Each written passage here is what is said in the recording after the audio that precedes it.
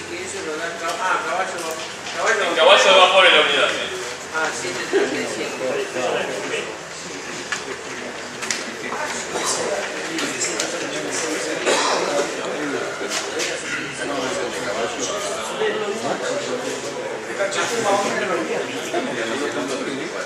Ahí está. Igual, a mí hay cosas que no me dan. ¿Qué cosa? Yo no puedo calcular un motor por el volumen de aire que voy a mover. Porque eso va a estar relacionado al diámetro principalmente de la paleta, número de APA y el peso. Está bien, pero el fabricante del ventilador, vos le decís al fabricante del ventilador, yo necesito este caudal y necesito esta presión. Y en función de eso, el fabricante del ventilador sabe que su ventilador va a tener determinado diámetro con determinada aleta y determinado ancho. Y eso te va a permitir dar este caudal, esta presión, y eso te va a determinar que va a consumir determinada potencia. Esto, perdón, lo que estamos calculando es la potencia consumida, ¿sí? Si a mí acá me dice 10 caballos, yo no voy a poner un motor de 10 caballos, voy a meter uno de 12 o uno de 15, ¿sí? Potencia consumida. No, siempre me tomo un motor más grande.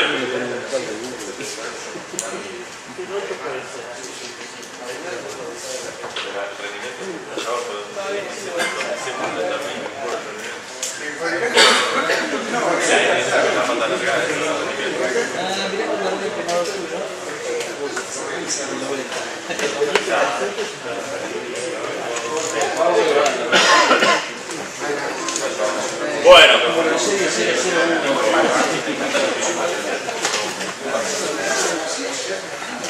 dentro de los ventiladores centrífugos, a su vez, hay diferentes tipos de ventiladores centrífugos. Están los que se conocen como ventiladores tipo Sirocco, que tienen, si acá vemos el sentido de giro y cómo suelen ser las paletas. Las paletas suelen tener cierta inclinación hacia adelante, por eso también se lo llama como ventiladores de palas hacia adelante, el rotor del ventilador Sirocco. Existen otros que son de palas radiales, si bien esta imagen no es muy feliz, esa es la definición, ¿sí? Pero los radiales suele ser una paleta recta directamente en forma radial. Acá una de lo que vemos debajo de cada uno de ellos es el comportamiento de cómo se comporta la potencia, cómo se comporta la potencia es esta, cómo se comporta la presión estática y cómo se comportan la eficiencia. Esto de acá es eficiencia, esto es caudal y esto es presión estática. Fíjense que a la medida que va aumentando el caudal, cuando llega al final se empieza a caer la presión. Normalmente acá lo que tenemos son presión estática, caudal, rendimiento y potencia. Es esquemático esto, no son valores reales, pero es esquemático y se comportan así. Lo importante de entender de esto es que en la medida que nosotros nos acercamos al máximo punto de trabajo de este tipo de ventiladores, la potencia se tiende a disparar. Este tipo de ventiladores normalmente cuando trabajan con todo el caudal al máximo y a boca abierta, con poca presión de descarga, son los que se suelen ir de vueltas o de amperaje el ventilador, el motor eléctrico que está moviendo el ventilador. Acá lo que tenemos es porcentaje de carga, porcentaje de carga del ventilador, cuando está al máximo o cuando está al mínimo. El ideal es estar entre las dos líneas. De caudal. Lo ideal es por acá que normalmente se suelen seleccionar este tipo de ventiladores. Normalmente se selecciona un 10% a la derecha del punto de máxima presión. 10% de la presión hacia la derecha es donde la seleccionamos. De caudal hacia la derecha. Tenemos los ventiladores de pala atrás. Fíjense cómo va el sentido de giro de estos y las palas en realidad están hacia atrás. Noten en este ejemplo cómo se comporta la potencia. La potencia a partir de determinado caudal, acá abajo tenemos los caudales, perdón. A partir de determinado caudal la potencia empieza a caer. Por eso se llaman que son autolimitantes de potencia. En este caso no hay riesgo de que el amperaje del motor se vaya de garufo. En el caso, acá tenemos otro ejemplo de palas atrás. También la potencia es autolimitante, cae la potencia. O sea que todos estos tienen un límite de potencia. No hay riesgo de que quede abierto el aire al máximo, el damper al máximo y se vaya la corriente del motor. En los anteriores, en los que son de palas hacia adelante o radiales, sí, tenemos que tener mucho cuidado cuando estamos haciendo la puesta en marcha de no abrir demasiado el damper porque se puede ir la corriente y se quema el motor, ¿no? Existen algunos diseños especiales de palas hacia atrás que tienen alguna forma de tipo de ala de avión. Este tipo se suele llamar airfoil. Airfoil. También son autolimitantes en potencias y en realidad de todos los sistemas de ventiladores centrífugos son los más recomendados. Son los más recomendados para aplicaciones estándares. Para aplicaciones, bueno, por red. Aire de combustión, porque tienen una mejor eficiencia y porque tienen y son autolimitantes en potencia. Sin embargo, si vemos ahora la curva, las que pasé yo, acá está.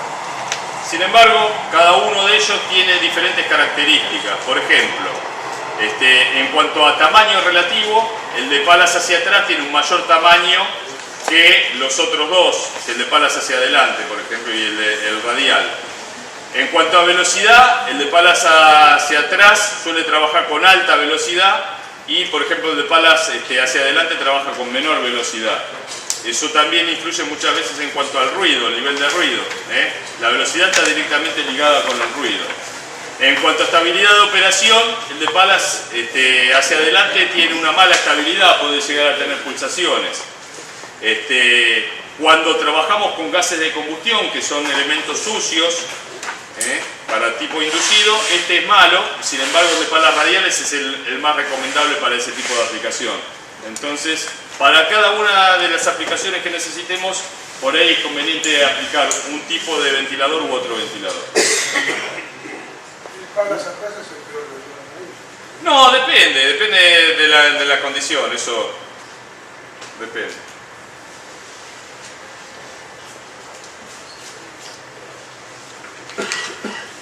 Esto ya lo habíamos visto, sí. Bueno, básicamente para controlar los ventiladores o el caudal de los ventiladores habíamos ya anticipado el tema que se utilizan dampers de control genéricamente. El damper se puede utilizar en la descarga o en la aspiración.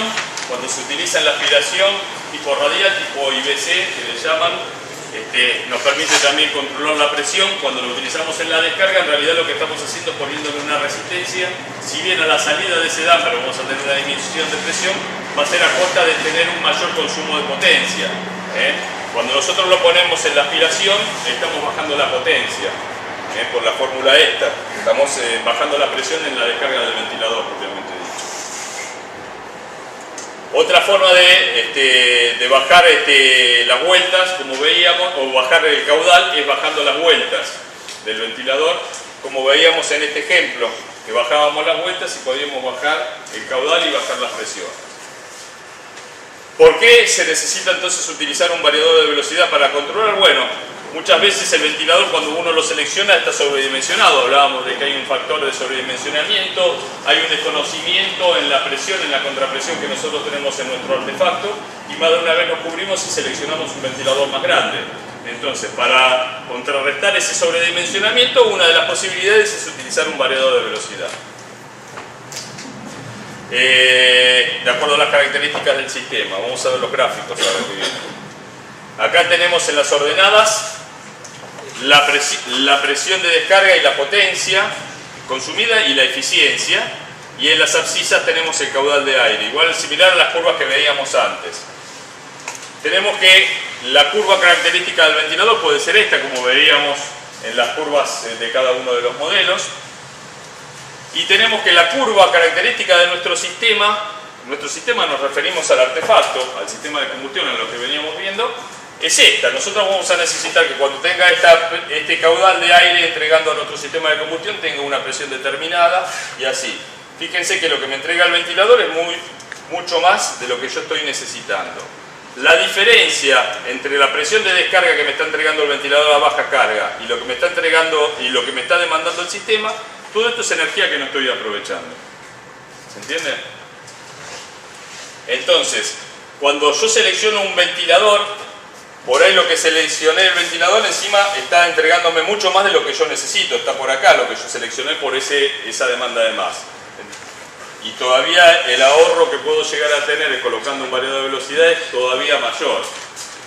Si está relativamente bien seleccionado y el quemador en el 100% de carga coincide con la curva de selección del ventilador, en realidad, y ese quemador trabaja más o menos fijo, la carga del quemador es más o menos fijo y siempre en el máximo estado de carga, no tenemos un gran ahorro colocando un variador de velocidad. Pero si ese quemador modula, el sistema de combustión modula y trabaja en algún momento acá, o en grandes cantidades de horas trabaja en esta zona, hay una energía que estamos desperdiciando por estrangulamiento del ventilador del aire de combustión con un damper de la descarga.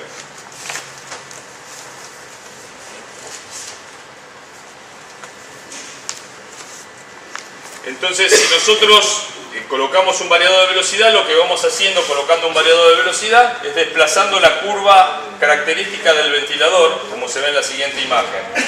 Vamos, en la medida que tenemos el máximo de vueltas, del 100% de vueltas del motor, 90% vamos desplazando esa curva característica y haciéndola coincidir con la de trabajo de nuestro sistema.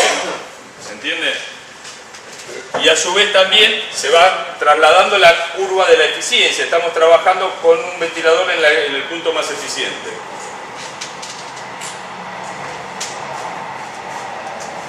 Ahora, recordemos lo que hablábamos acá, que la presión varía en forma cuadrática.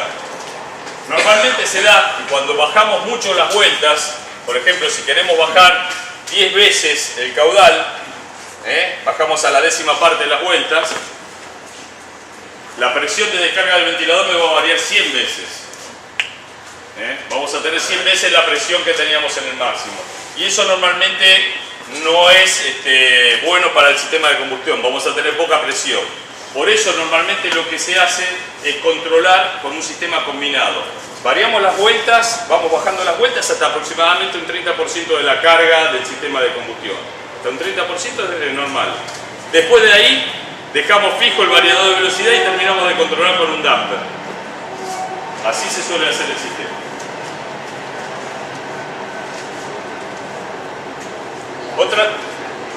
Otra de las ventajas que tiene el tema de utilizar variador de velocidad es la atenuación del ruido. No sé si notan acá en las ordenadas tenemos los decibeles. Este sería la posición, digamos, media. Si nosotros en un ventilador vamos estrangulando, bajando el caudal por estrangulamiento con un damper, en la medida que vamos estrangulando el ruido va subiendo.